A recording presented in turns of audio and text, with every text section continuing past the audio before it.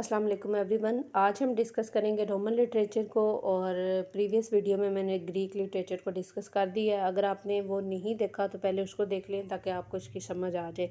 और Greek time period जो है वो बहुत रिच टाइम पीरियड था। वहाँ पर आपने देखा बहुत ज़्यादा काम हुआ है, राइटर्स ने बहुत ज़्यादा लिखा है। पोइट्री के हवाले से आप देख लें, वहाँ पर ड्रामाज़ के हवाले से आप देख लें, लिरिकल पोइम्स थी। और ड्रामाज़ में अगर हम देखते हैं तो वो सोफोक्लिस, यूरिपिडीज़, वो उन सब की ट्रेजेडीज़ का जिक्र हो रहा था। तो जो रोमन लिटरेचर है इसके साथ कंपैरेटिवली दिखाने का मतलब यही है कि वो बहुत ज़्यादा रिच टाइम पीरियड था। ठीक है, जो आप पीछे क्लासिकल टाइम पीरियड पढ़ के आए हैं। लेकिन जो रोमन टाइम पीरियड है ना, ये इतना रिच नहीं है, इसमें इतना ज़्यादा वर्क नहीं हुआ। इसकी थोड़ी सी हिस्ट्री को देखते हैं। वैसे पढ़ना हमने लिटरेचर है, लेकिन हिस्ट्री को थोड़ा सा देख लें कि जब ये स्टार्ट होता है 1625 BC से, इसके फॉल 476 AD तक। रोमन एम्पायर जो है ये बहुत से एरिया को कन्कर कर चुकी है, और उन्होंने बताया हुआ डजन्स ऑफ कल्चर जो है इसको, दर्जनों जो कल्चर्स हैं उनको अपने अंदर इसने समो लिया है, यानी कि मुख्तलिफ एरियाज़ को कन्कर कर लिया है और दूर दूर तक फैलती जा रही है, वसी होती जा रही है। अब ये बन गई रोमन एम्पायर। एम्पायर और कंट्री में क्या फ़र्क होता है? कंट्री में सेम कल्चर के लोग होते हैं, ठीक है, और एम्पायर में क्या होता है, मुख्तलिफ कल्चर्स के लोग होते हैं और ज़बरदस्ती उनके ऊपर कोई पॉलिसी जो है वो लागू कर दी जाती है। और इसके बाद अगर हम देखें रोमन एम्पायर को तो तीन हमारे सामने इसके जो हैं डिवीजन्स आ रही हैं: इम्पीरियल रोम, वेस्टर्न रोमन एम्पायर और ईस्टर्न रोमन एम्पायर। इम्पीरियल रोम जो है ये 20 AD से 360 AD तक है। ये वही टाइम पीरियड है जब रिपब्लिकन्स की हुकूमत थी, जिसमें अरिस्टोक्रेटिक क्लास है। उसके बाद जी हमारे पास एम्पायर आ जाती है। एम्पायर दो हिस्सों में है, वेस्टर्न और ईस्टर्न। वेस्टर्न 405 से 480 तक है, और वेस्टर्न रोमन एम्पायर जो है 480 में ख़त्म हो गई थी। ये ख़त्म होती है, ये कोलैप्स करती है, तो यहाँ पर चर्च की हुकूमत आ जाती है, ठीक है। ईस्टर्न रोमन एम्पायर जो है ये 1453 में एंड होती है। सुल्तान मोहम्मद फ़ातेह इसको कनकर करते हैं, और 1453 में यहाँ पर मुख्तलिफ फ़िलासफ़र्स होते हैं जो कि ग्रीक लिटरेचर को जानते हैं, वो यहाँ से भाग जाते हैं, ठीक है, मुख्तलिफ स्प्रेड हो जाते हैं मुख्तलिफ एरियाज़ में। और फिर इस तरह से आप देखते हैं कि रिनेंसा का स्टार्ट हुआ। 1453 इसलिए भी इम्पोर्टेंट है कि ये टाइम, ये वो एज है जिससे आगे रिनेंसा जो है स्टार्ट होता है। हिस्ट्री ऑफ रोमन लिटरेचर की अगर देखें तो 3rd सेंचुरी BC में हमें इसका आगाज़ मिलता है, और अगस्टस का रोल बताया जाता है। अच्छा भाई, ये जो अगस्टस है इससे पहले हम देख लें कि जूलियस सीज़र जो शेक्सपियर का एक प्ले है, वहाँ पर आप ये नाम सुनते हैं। जूलियस सीज़र जो था ना, वो पहले जो है सेनेटर्स ने उसको सिलेक्ट किया हुआ था, वो यहाँ पर रूल कर रहा था। लेकिन सेनेटर्स को अचानक से एक ख़तरा लाहक हुआ कि ये कहीं अपनी एम्पायर ना बना ले, तो उन्होंने उसे मर्डर करवा दिया था।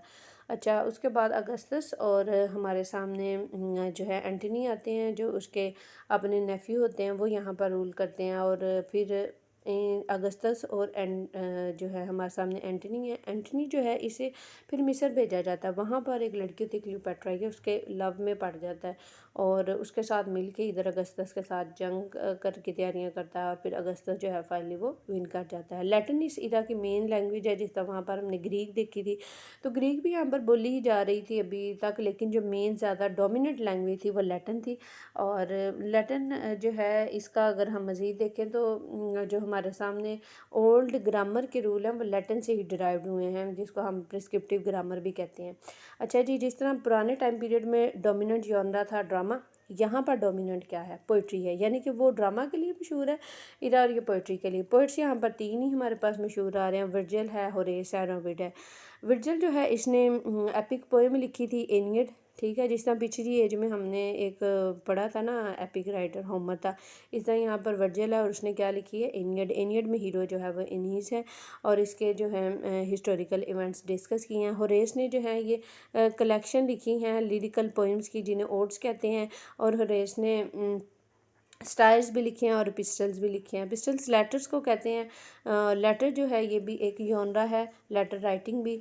और इस तरह से काफ़का के लेटर बड़े मशहूर हैं। मिर्ज़ा गालिब के ख़तूत अगर देखें मशहूर हैं, और सादत हसन मंटू के लेटर्स बड़े मशहूर हैं। ओविड को अगर देखें तो ओविड जो है अपने एपिक वर्क मेटामॉर्फोसिस के लिए मशहूर था।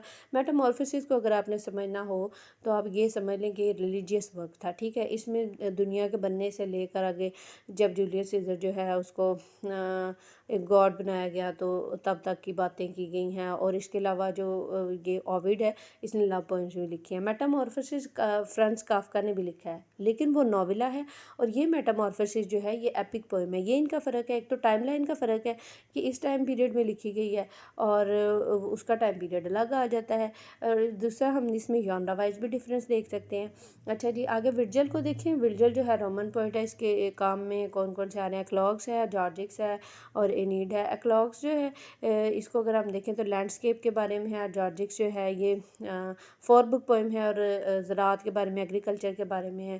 اچھا، اینیڈ جو پوئم لکھی گئی تھی اس میں ورجل نے انیس کی جرنی بتائی ہے جو فائنلی اٹلی آ جاتا ہے، اور وہاں پر ہم دیکھتے ہیں کہ لوکل ایک وارڈ لورڈ ہوتا ہے جس کا نام ٹرنس ہے، اسے شکست دیتا ہے اور ایک جو ہے نئی سٹی کی بنیاد رکھتا ہے جس کا نام روم ہے، دا نیو ٹرائے۔ اچھا، اب یہ جو ورجل نے کتاب لکھی ہے نا اینیڈ، جس میں انیس جو ہے یہ ایک نئی سٹی کی بنیاد رکھتا ہے جس کا نام ٹروئے ہے، یہ اسے خواب میں مطلب آتی ہے یہ چیز، یہ بتایا گیا ہے کہ وہ خواب دیکھتا ہے کہ اس طرح سے تم اسے گاڈ ایک خواب دکھاتے ہیں کہ تم ایک کنٹری جو ہے اسے ڈسکور کرو گے، تو وہ اس طرح سے جو ہے اپنے اس خواب کو پورا کرتے کرتے جو ہے نیو ٹرائے کو ڈسکور کر لیتا ہے۔ اچھا، اب یہ کس نے لکھوائی تھی؟ یہ اگسطس نے لکھوائی تھی، اور اس نے اس میں اپنے آپ کو ٹرائے والوں کے ساتھ دکھایا، گریکس کے ساتھ نہیں دکھایا، اور چاہتا تھا کہ میری جو ہے ریس اسے ایک رائل لائنیج کے ساتھ جوڑ کر دکھایا جائے۔ اور پھر ہم دیکھتے ہیں کہ جو اس میں ورجل ہے اس کی ڈیتھ بھی ہو جاتی ہے نا، اور اس کے بعد بھی یہ ایڈٹ نہیں ہوتی ہے، یہ ان ایڈیٹڈ ہوتی ہے، لیکن پھر بھی وہ اس کو پبلش کروا دیتا ہے۔ اچھا، اووڈ جو ہے جس نے میٹامورفوسس لکھی ہے اس نے اس میں بھی ریفر کیا ہے نیڈ کو، اور یہ جو کام تھے نہ صرف اسکول میں پڑھائے جاتے تھے بلکہ ان کو ہولی ٹیکسٹ کے طور پر بھی پڑھا جاتا تھا۔ اس کے بعد جو اس کا ریمیننگ حصہ ہے اس کو ہم ڈسکس کریں گے، لیکن اس کو ڈسکس کریں گے نیکسٹ ویڈیو میں۔ ابھی کے لیے اتنا ہی کافی ہے تاکہ آپ اچھے سے اس کو سمجھ سکیں، اور پھر میں آؤں گی نیکسٹ ویڈیو میں، اور ہاف حصے کو ہم پھر اس میں ڈسکس کریں گے، ٹھیک ہے؟ اگر آپ کو ویڈیو پسند آئی ہو تو اس کو جو ہے لائک کیجیے گا اور میرے چینل کو سبسکرائب کیجیے گا۔ ابھی کے لیے اللہ حافظ۔